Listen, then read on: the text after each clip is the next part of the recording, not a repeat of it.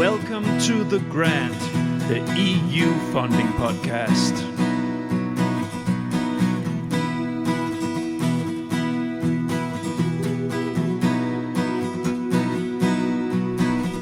The Grant.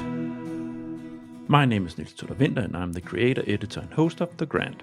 The Grant is an independent podcast initiative with the ambition to dig into all corners of the EU R&D funding system on topics of interest for the full EU R&D funding community. This episode is part of my funding schemes category with focus on introducing the different EU funding schemes. The Innovation Fund program was introduced in 2020 to boost the decarbonization of the European industry as part of the European Green Deal. The program has been funding very large projects, especially within the energy field, and has proven hugely popular. Maybe because the scheme is funding actual realization of building concrete industrial facilities and not test or demo sites. Of course, the grant needs to present this initiative.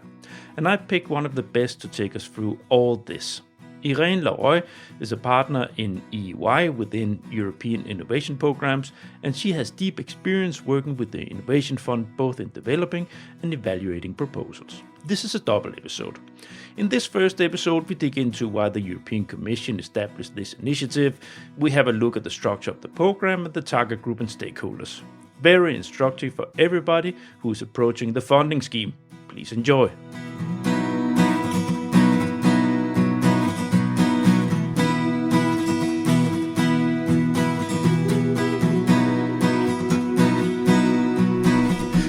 Grant. Welcome to The Grant, the EU funding podcast.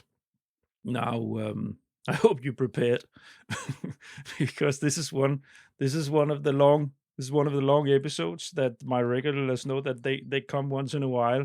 We're going to have a funding scheme introduction today, so it's they follow a certain schematic. And as a podcast on EU R&D funding, I really do try my best to slowly open up for the different funding schemes that are available. And I know I won't be able to cover everything because you have so many, but I want at least to cover the most important ones. And the one we're going to have today is indeed has very quickly become one of the most important funding schemes within the the framework of funding schemes from the EU. And I have a guest, as always, when I have these introductions. So, Irene, welcome. Hi, Niels. Thank you for inviting me. Glad to be here. Sure. It's excellent. And I have just this week, I've been confirmed that you are a quality guest to have on board. We've both been praised by a common LinkedIn contact for our what do you say? Our the level of our content. That's great. That's great. I never know who reads my very long posts in LinkedIn, but many of them are about Innovation Fund, and I'm very happy to have been mentioned as one followable voice for Innovation Fund issues. And I don't know who's listening to my very long podcast episodes. I am. No. Thanks. Not all the episodes. I don't have so much time because I discovered it quite late. But I look for them, and there are some that I can even go to bed with them. That's very to make sure you fall asleep quickly. No. Sometimes. It's this is a nice chat, but probably people are. It's going to be long. Don't make it longer. Irene, thanks for coming in. We are going to talk about the Innovation Fund. And I probably was one of your Innovation Fund posts. Anyways, I picked you up on LinkedIn as I do with many of my guests. Yes. The ones that I find, that sounds interesting. And you happen to be an expert on the Innovation Fund. And that's good because I haven't covered it yet. But before we dig into that, can you say a few words about yourself? Yeah, absolutely. Well, I'm Irene LaRoy. I'm sitting in Barcelona, Spain. I work in one of the big four consultancies at EY, Ernst & Young, and I am the responsible for European grants for Spain within EY. And I am very much involved in the coordination of other offices within Europe that help our customers to participate in European grants. So I know all my colleagues in all the other European countries. I have been myself involved in European projects for 23 years now. I am an evaluator, an external evaluator of many programs, including the Innovation Fund. I was in the first two calls, and I am a regular evaluator and reviewer under Horizon Europe, Eurostars, and some others. I love European programs, so I'm very happy to be here. Excellent, but good. That's a good motivation to be sitting here for a couple of hours. And as for our listeners, so it's a common shared interest. Is the It's not a podcast about Ernst & Young, but are you allowed to say Ernst & Young? Or are you? EY or yes, well, we should say EY, but I still say EY Ernst & Young for clarity purposes. Now, this is this, I guess this, because you also have some of the other big fours that do move into, is that because some clients, they have tax deductions on innovation investments, or is it something like this? Why you, as a strategic, you don't have to answer. I'm just curious. No, it's, to tell you the truth, Ernst & Young Spain was not offering on a regular basis services for European grants, but this was something that the customers were demanding. So they basically looked for a partner who knows about European programs, and I was the selected one. It came at a good moment because I had been living in India and I was returning to Spain in that moment. So it was a match. And it's a brand new department. We are now 18 people in Spain in exactly 2 years after I joined, and we are very, very happy. It's going well. Results are going well, but we all know that in this system, in this sector, results can go very well 1 year and go very bad the next one. There's not always a logic behind. Of course, good work and good selection of projects and excellent customers is the key, but still you can fail. It's quite arbitrary. We have touched upon this. I've touched upon this in other episodes, but indeed, it's a matter of management attitude, top management attitude, and understanding of this specific area. It's not just a cash cow. Yeah, absolutely. Not always. At least it needs long-term investment to make a good grants consultancy run. Yeah. No. That's not what we're going to talk about today. Innovation Fund, Irene, thanks. So, as always in my program, short fly-in. Few words about the Innovation Fund. What is it? Well, I would say that for decarbonization projects, this is the most generous and attractive funding they can get. No comparable with anything at a national or regional or European level, but it's also very competitive, and it requires a lot of effort to prepare a proposal. And we're going to dig into why that is so. Now, I have not prepared myself. My career as a grants consultant ended when you had the first call for the innovation funds, and I was not involved in that part because, as you will hear later, you don't need a lot of partners in a big consortium when you do innovation fund. And that was my role in P&O to put a lot of partners together into Horizon Europe. So that was I haven't had anything to do with it. So I'm also curious to dig into this. All right. To tell you the truth, the first time I hear about Innovation Fund was when they called me to evaluate the first call, the largest scale call of 2020.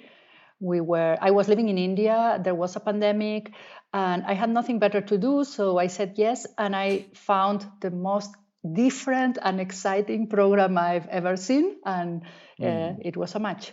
I love it at first glance. Excellent. That's good having a guest that loves the funding scheme. Yeah, I do love the Innovation Fund. It's great.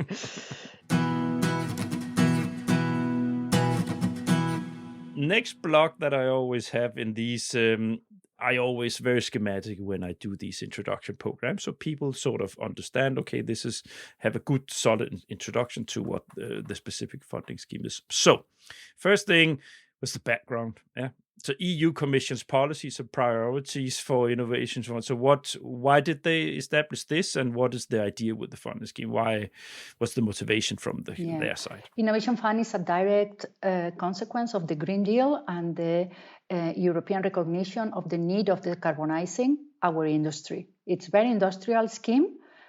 There are every time more other applications, but still the bulk of the program is industry, and both new facilities or existing facilities, but it's industry, and it has been very recently reinforced. Just very recently, on the 26th of February, they have published this new Clean Industrial Deal that somehow replaces or enlarges the Green Deal and promises more money for the Innovation Fund, among many other things. So we are excited because it looks it's going to be continuistic. Also, I have to say that Innovation Fund is not paid by the global budget, by the multi-annual framework, financial framework. It is paid directly by the ETS system, the European trade system for carbon credits. Oh, okay. So the size of the pot of money, I like to see Innovation Fund as a big bag of money. The size of this bag depends on the price of the carbon, which is something that is moving and every day indeed changes. So sometimes, we found that this year we have less money than last year in the call because the price of carbon went down. Now it's going up again, but the call was already published.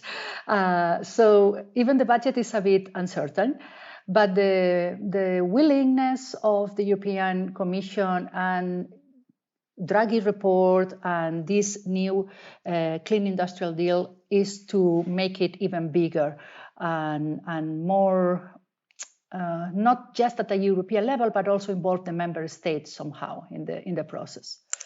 Yeah, what I remember was also that, but it's not, it's just to add a little bit more to this. You had the funding schemes for research and development, also towards market innovation programs, so on. But I think the Commission realized that you needed something that could have much more financial muscle from the Commission side, because some of these initiatives are expensive. Yes, yes. Some of these, especially within the energy area, very, very expensive if you need to go somewhere. And they realized that they didn't see the pull from the industry side after the normal Horizon framework program projects coming out. They didn't see that sort of incentive to build big projects after they came from there. So I think that was sort of okay. Now we need to do something else. And that's why industry likes this program very much, because it's really very close to market. Indeed, I would say is TRL 9, although Innovation Fund tries to avoid TRL. They don't like to talk in TRL level, but Innovation Fund is to be first in kind, first in Europe at least, and if you can be first in world, even better, in applying certain technology or certain process or certain material at an industrial scale for the first time in Europe. So novelty is a must, but the Ideal Innovation Fund does not develop the technology within the Innovation Fund. The Ideal Innovation Fund is a continuation of a project like Horizon Europe or LIFE or others, or national grants for R&D. This is certainly innovation. We are talking about building new factories and or refurbishing the existing ones to avoid CO2 emissions, CO2 equivalent, GHG, and indeed that's the coin. The measurement of an innovation fund is the greenhouse gas emission avoidance. How many tons of CO2 or CO2 equivalent are you avoiding to the atmosphere because of this project? That's the philosophy. Yeah.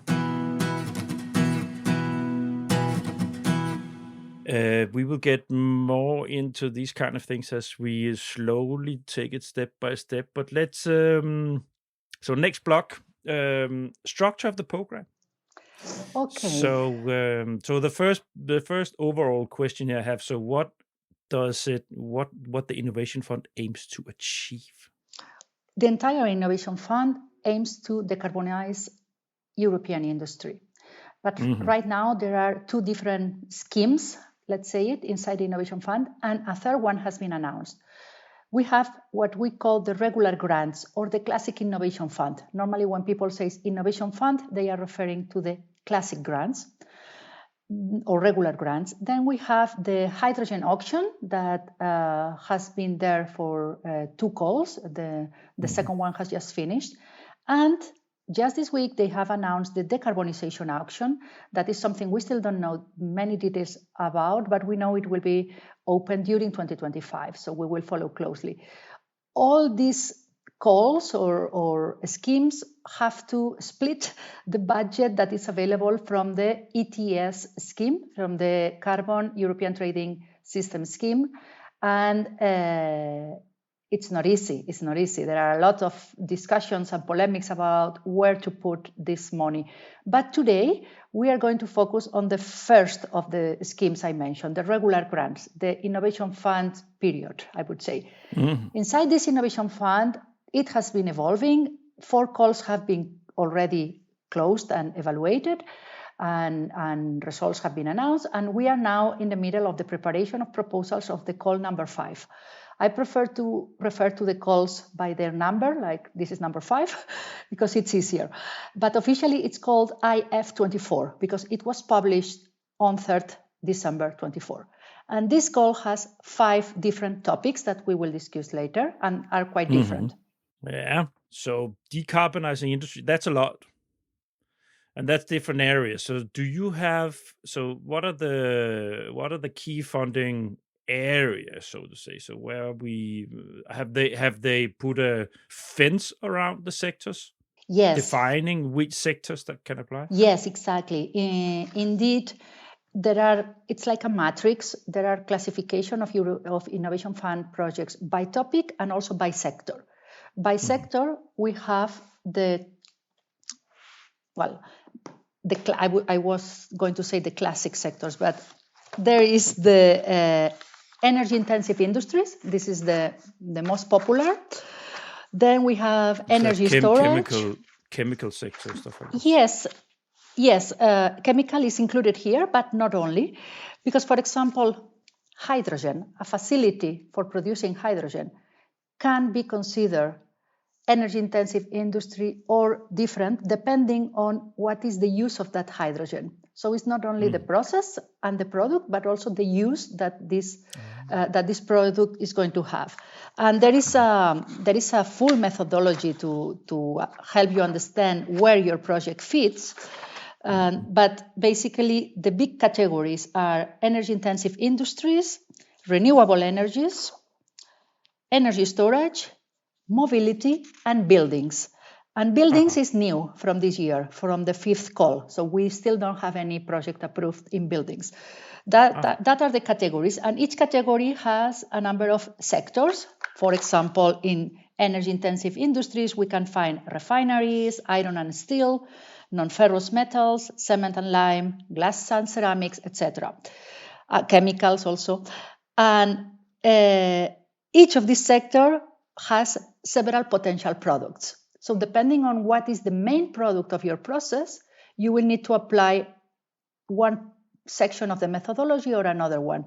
That's why when the use is important. So for example, if you are producing organic basic chemicals or nitrogen compounds like fertilizers, you are under certain category, but if the hydrogen is going to be used for mobility, it's a different sector. That's a bit the philosophy.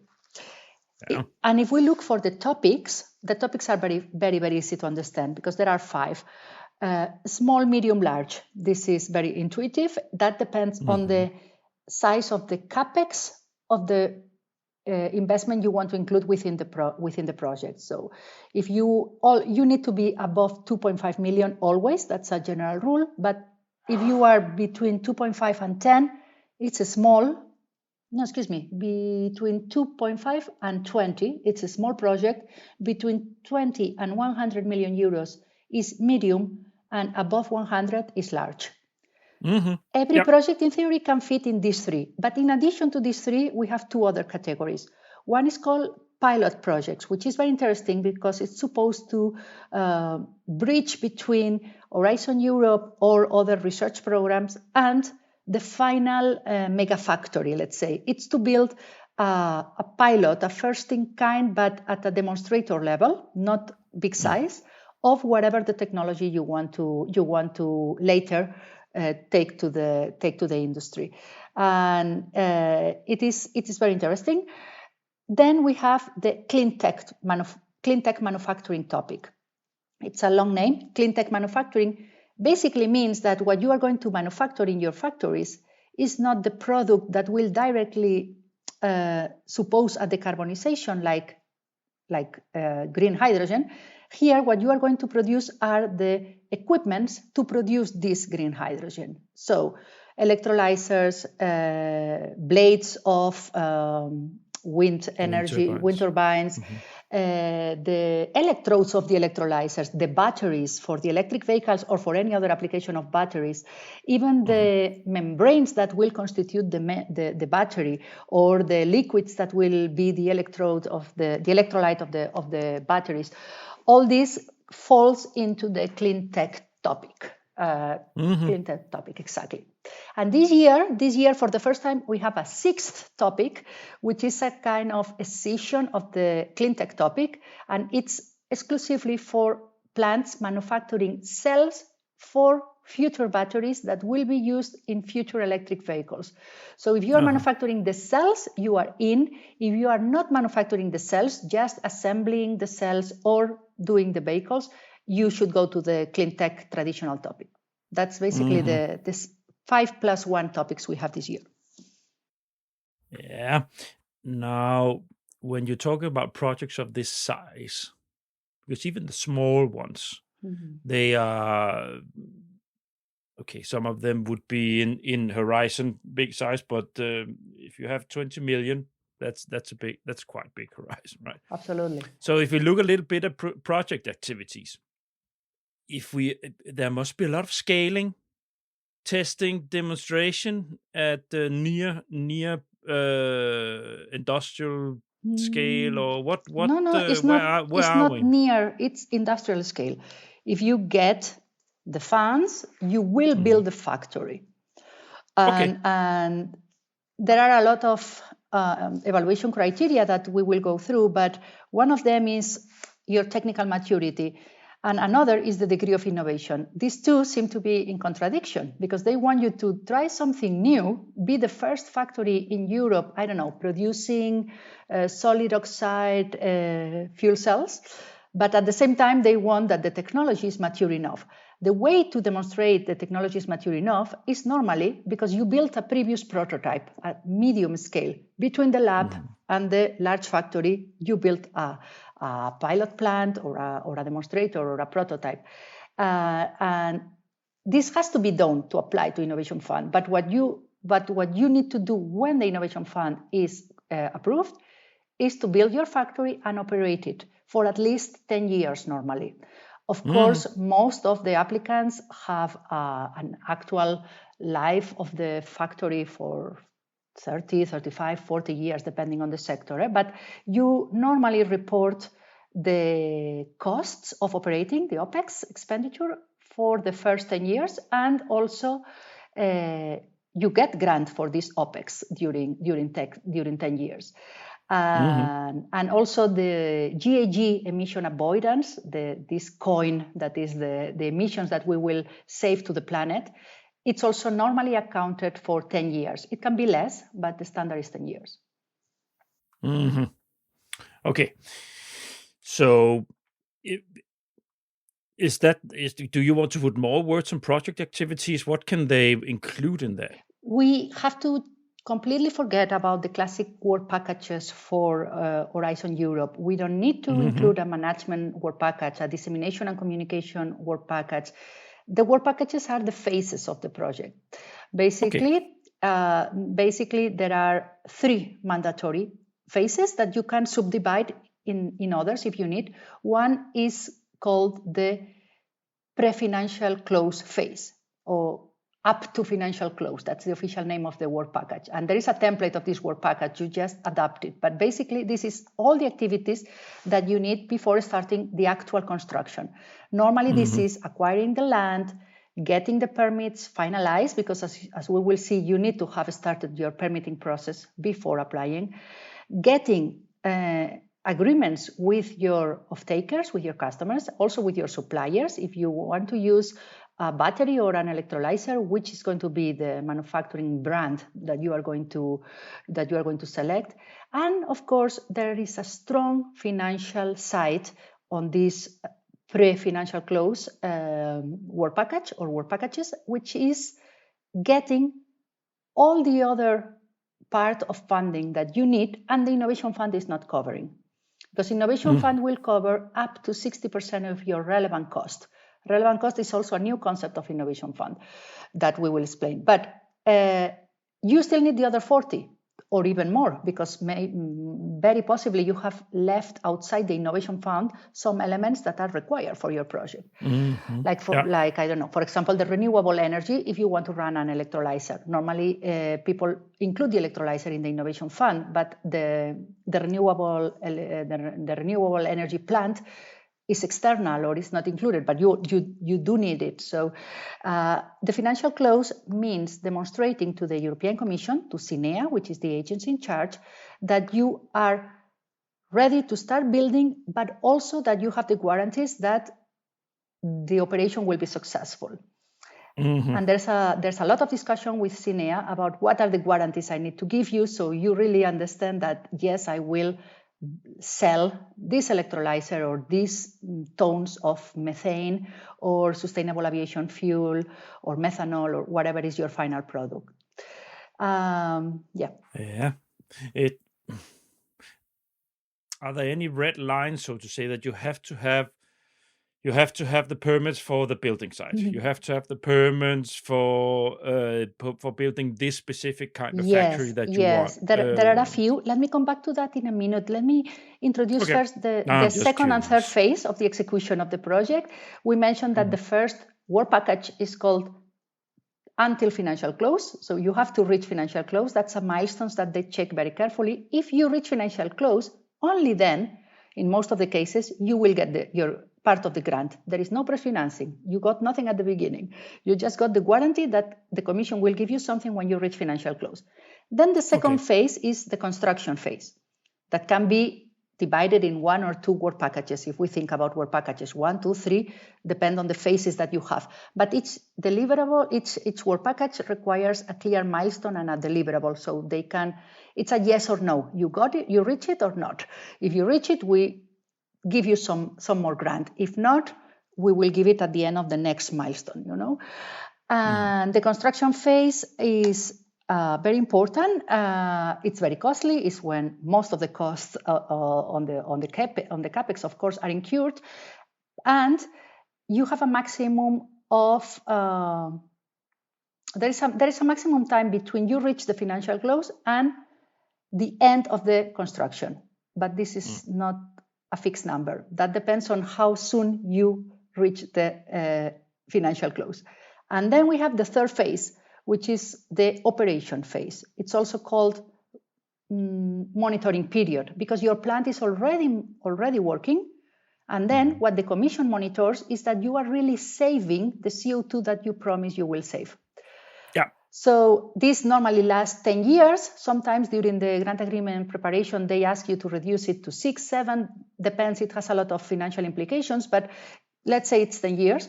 So during 10 years, annually, you will need to report not your emissions, because maybe you are producing sustainable aviation fuel, but the emissions that your user will save, the airlines, the airlines, they are going to use your sustainable aviation fuel instead of kerosene. So if you are able to demonstrate that your airline replaced 2% in so many flights, then you have a calculation of how many GAG was saved.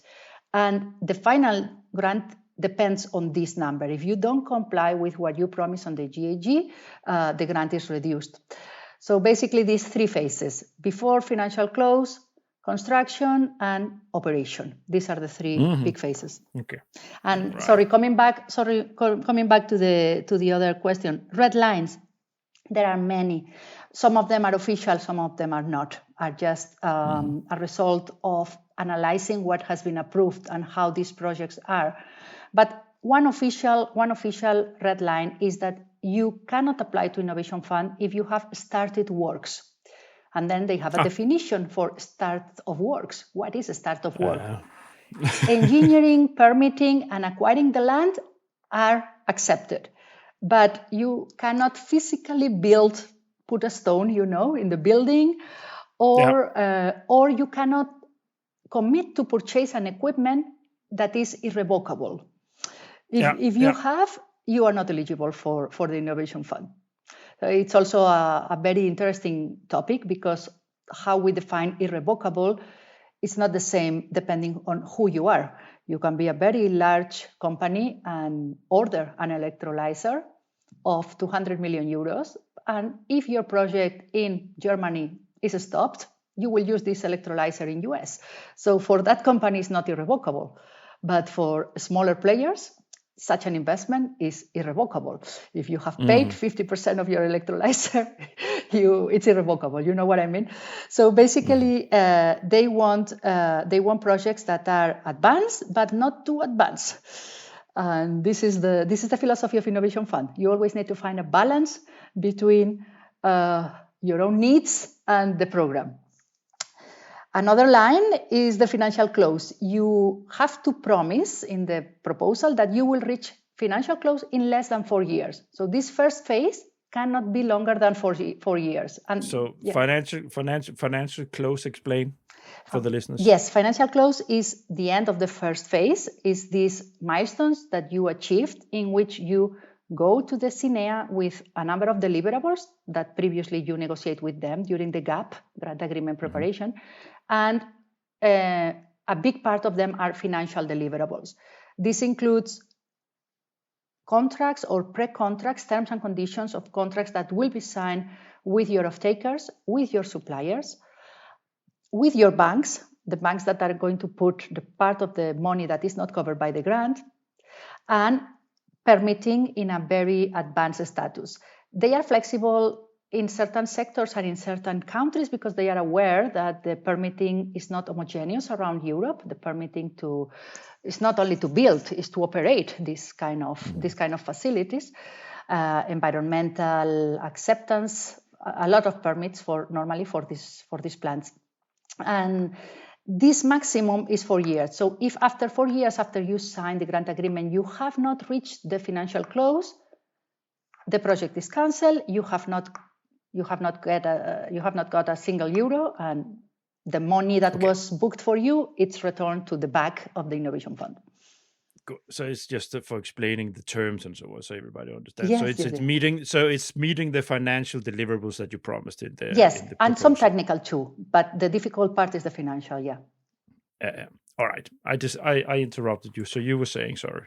No. I was saying that there are a number of red lines or ratios that you need to, or it's better that you know well before applying for Innovation Fund. One of them is the absolute GHG emission avoidance. How many tons in absolute value your project is going to save. This is very important, because you can check all the previously approved projects, and you know in your sector what is the average and what is the standard deviation. No? So if you are very low, don't even try.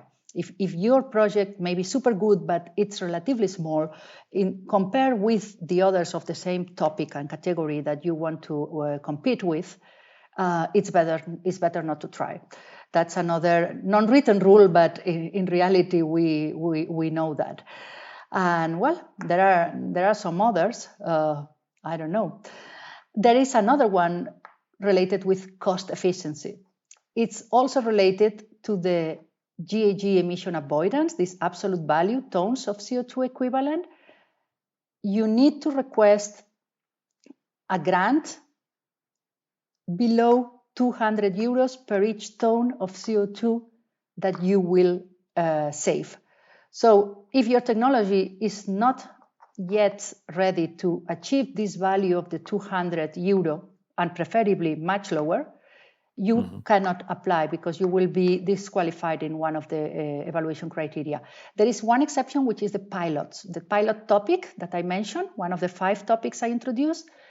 In this topic, this figure is multiplied by 10. It's 2,000 euros per ton of CO2 because you are supposed to be building a demonstrator, something which is, it cannot benefit from scale economy or from standard manufacturing. So, but in the rest of topics, this limit of 200 euros per ton of CO2 that you avoid, that's the maximum you can request. Of course, you can request only a part of what you need, but then you need to demonstrate that you have the other part or you have a strategy.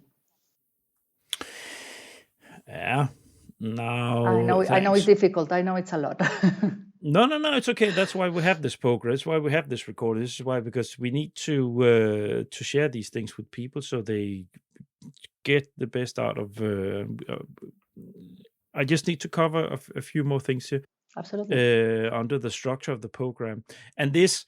All my listeners, at least the ones that have been listening to the introduction to funding schemes, know that it's difficult to keep without overlapping things that we will talk about in the different sections here. It's like this. But what I wanted to cover here in the last part of the structure of the program, that's how the calls works. So call frequency, ties, but you already mentioned here and there. So it's annual. Yeah, it's very simple. There is an annual call for all topics since the last 2 calls, 4th and 5. Before that, small had a deadline, large had another one. And there were only 2 topics. But since we have these 5, small, medium, large, pilot, and clean tech, all them are published the same date, 3rd of December 2024, and will close on the same Christmas. date. Yeah. Well, we don't have Christmas, we don't have Easter holidays, the consultants and applicants of Innovation Fund, because the deadline is always immediately after the Easter holidays. So 24th April 25, this is the deadline this year. Not a lot of, processions and this kind of things for us. This is a totally different discussion, but this is something that the grant feels very strongly about. Absolutely. Horrible deadlines. And we do. No. You have been mentioning the types of calls, been diligently going through that.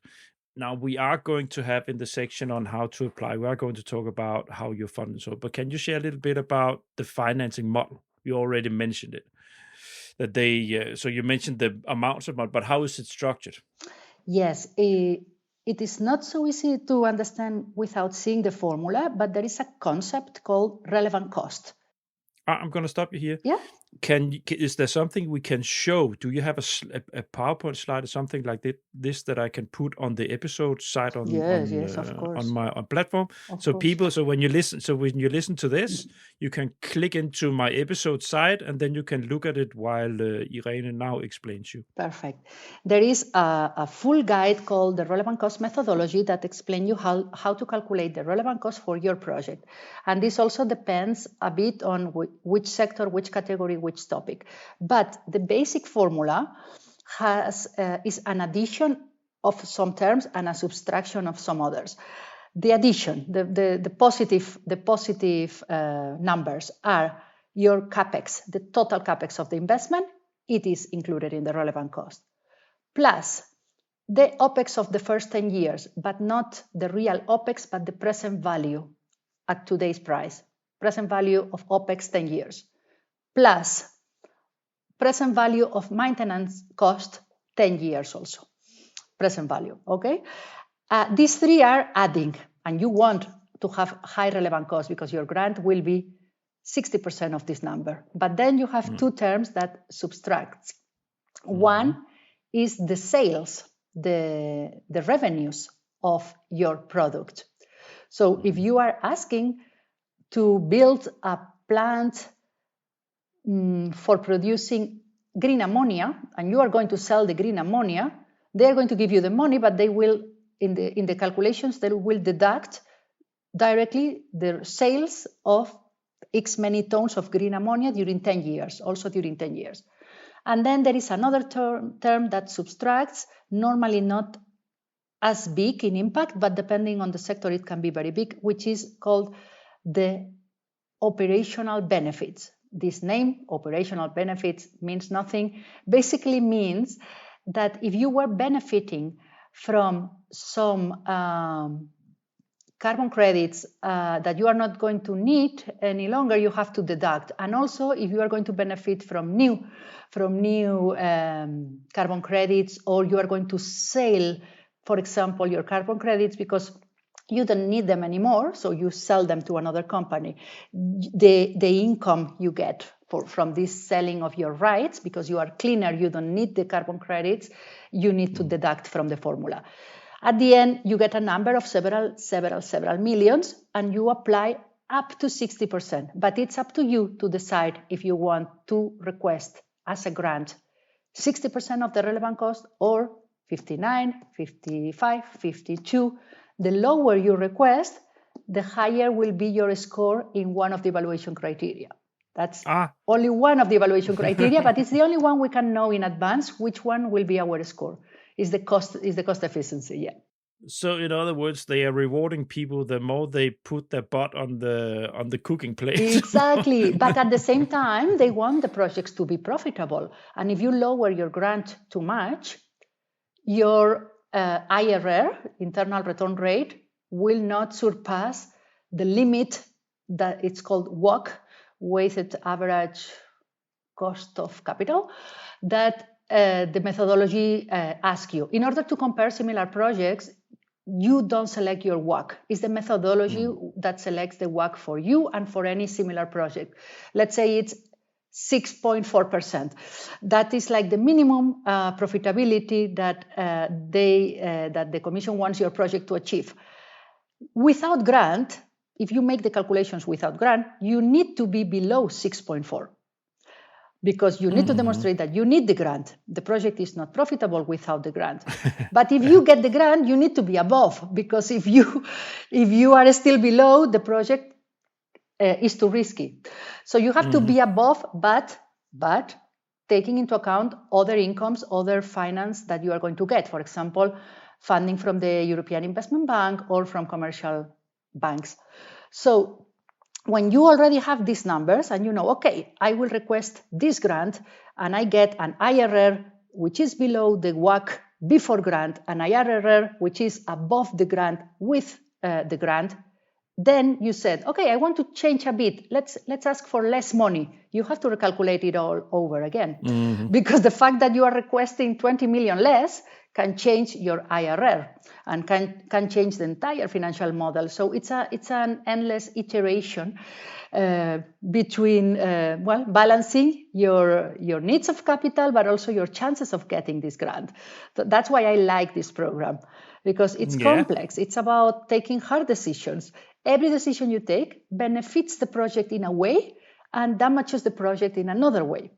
So, look, this is naturally when you develop a funding scheme of this size, this magnitude, this amount of money, you need to have this kind of. You need to give the applicant some hard choices. You know, it's really this is taxpayer. This is. Is it taxpayers' money? No, if it comes from the private companies' money. It's private companies' money. It's paid from the ETS. Comes from the So from the polluting companies. The polluting companies are paying for the innovation fund. But at the end, it's everything is payers' money, but not directly. This is indirect. Because I always say it's taxpayers' money, but that's actually... in this case, it's a bit tricky because it doesn't come from the multi-annual financial framework. It comes from the ETS, European Trading System mechanism for carbon, with all the transactions that take around when buying and selling carbon credits and rights. And that's why the price is changing all the time. But the price of the carbon changes, the money available for innovation fund changes.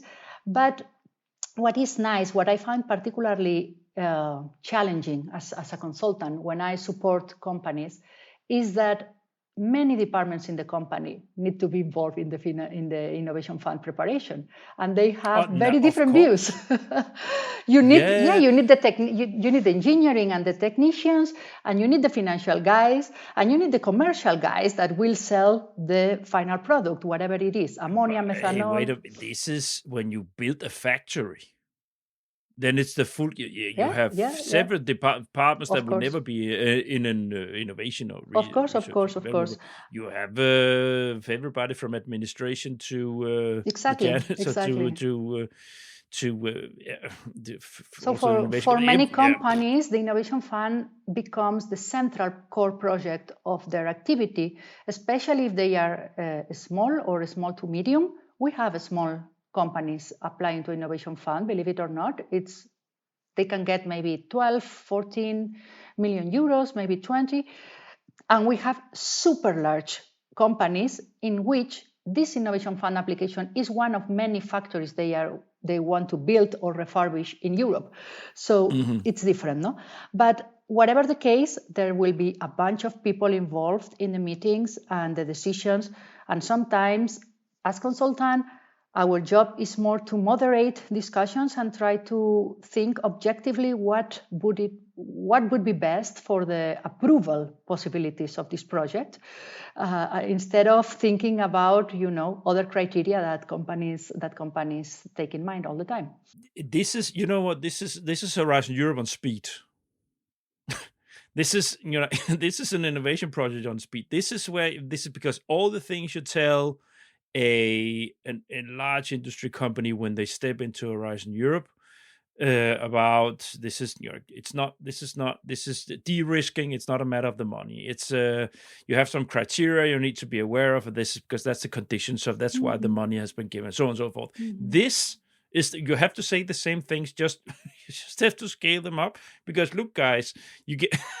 This is an opportunity. This is de-risking at an enormous level. Exactly. The risking is the word, Niels. You said it. But for that de-risking, for that huge amount of money you get, you have to do what they ask you. Of course. You have to decarbonize. You have to this. Of course. Indeed, the traditional applicants of innovation fund are sectors that are obliged by a directive to become cleaner, or they will need to shut down. That's the case for cement plants or for iron plants. Yeah. Cement is... and cement has been the big beneficiary of Innovation Fund, at least for the first three calls. In the call number 4, the relative weight was less. We are seeing now a lot of projects of synthetic fuels or e-fuels. You can include in this category RFNBO hydrogen, the cleanest of the categories of hydrogen, which, by the way, definition is going to be adjusted and possibly simplified. By green hydrogen could be a fuel. Also the derivatives, ammonia, methanol, SAF, sustainable aviation fuel. There is a strong demand from the SAF producers for Innovation Fund because SAF will become a contractual obligation in May, in 3 months' time. In May this year, there will be a voluntary period and then mandatory to use a percentage of the fuel in every plane that leaves a European airport.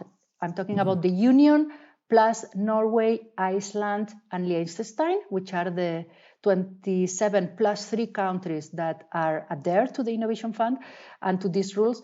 And of course, there is a big competition. But for example, last year, none of the projects of SAF was successful. There were 11 applications under the large scale topic, and none of them got it because they were not mature enough, financially, technically. So the evaluators considered they were not mature enough. And evaluators are supposed to be sector agnostic. They are paid to select the projects that save the greatest amount of CO2 equivalent. And if all of them are cement plants, let it be. And if all of them are from Italy, okay, let it be.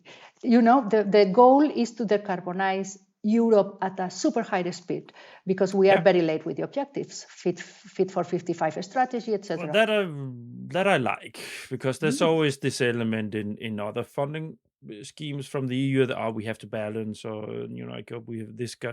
They say everybody is equal. There are, but it's not. There are some schemes to give support to the countries that have not been performing very well in previous calls, in forms of consultancy or PDAs, training their national contact points, but it's not a direct preference for the proposals of these countries. And indeed, Spain right now is quite good from the third call, but in the first two calls, Spain was not doing very well in Innovation Fund. And now it's possibly the country with a higher number of projects, not the country with a higher amount of grants. This may be possibly Germany. There is a very nice dashboard of Innovation Fund that allows you to play and to see stats per country, per sector, per size. And it's super interesting. All the consultants and applicants, we check this dashboard a couple of times per day. I will put a link to. Yes, absolutely. I will pass on the you. episode side. Yeah.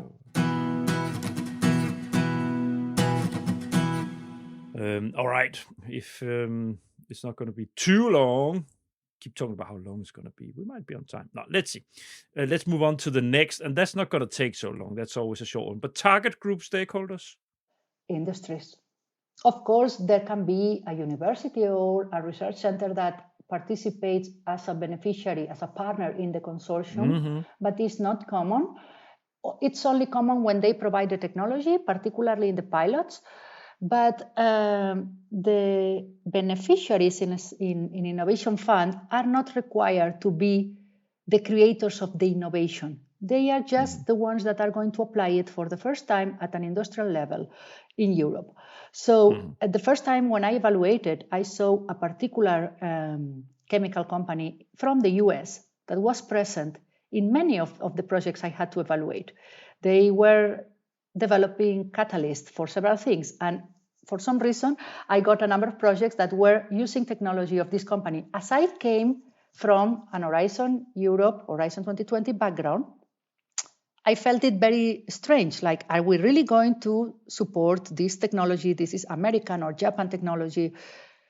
The answer is yes, we don't care. We want the best technologies in the European factories, in the European industries, except Russian because of the sanctions, but and other countries under sanctions. But they don't care. They don't care if it's Mitsubishi or if it's Lanzatec or if it's Air Products or Air Liquide or Linde. It can be European, it can be American, it can be Japanese. They want that a company opening a factory here or completely changing an existing factory here uses the best technology. And that's why every year is a bit more difficult to excel in the degree of innovation criteria, which is the number one in the evaluation. Degree of innovation is worth 15 points. The minimum threshold is 9. But it's impossible. It's impossible to get 15 because a lot of similar projects have been approved in the 4 previous calls. So, not impossible, but very difficult. It's a fantastic example of why I, as a podcast host, has a difficulty in keeping things apart, because we will get to the evaluation regime later. Yes. But of course, it's sometimes impossible to talk about these things without mentioning things. So it's like this. No. So that's that. But industry, that's broad, right? SMEs? Yes. There are at least 2 SMEs that have got it. One of them is from Barcelona, my city, and got a very nice innovation fund. And there are some others, but at least I know 2 SMEs that come from the EIC Accelerator. They are successful winners and have finalized their EIC Accelerator on environmental fields, or not only EIC. It can be also a standard collaborative project, a RIA or an IA, normally an IA, Innovation Action, that evolve towards Innovation Fund. And this is what they like to see. And indeed, the new publications of the Clean Industrial Deal make emphasis in this connection between Horizon Europe and the Innovation Fund. All right, that's good. Nice. Now, next block, it's probably going to take a while. How to apply? Now, clear distinction here. We're not going to talk about how to write a proposal. No time for that. Thanks for listening to this episode of The Grant. All the Grant episodes have their own site on the Grant website. You'll find the link to the episode site where you listen to your podcast. On the site for this episode, you'll find a link to Irene's personal LinkedIn site and a link to the EY website. Further, there's a link to the official EU Commission Innovation Fund site. There's also a PowerPoint presentation from Irene. Finally, there's a link to my timeline series with general tips and tricks to proposal preparation. Next week is the second half of this double episode, where we zoom in on how to apply, the evaluation regime, what happens when funding is received, and of course some do's and don'ts. You can look forward to that.